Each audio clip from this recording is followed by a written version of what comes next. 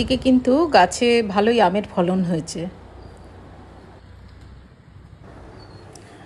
পথে এক জায়গায় কৃষ্ণচূড়ার ডালগুলো একদম নিচ পর্যন্ত চলে এসছে, ভীষণ সুন্দর লাগছিল। কৃষ্ণচূড়া আগুন তুমি, আগুন ঝরা বানে, খুন করেছ শূন্য তোমার, গুণ করেছ গানে। কৃষ্ণচূড়া আগুন তুমি, আগুন ঝরা বানে। লালে লাল কৃষ্ণচূড়া, দেখুন কি অপূর্ব প্রকৃতির শোভা।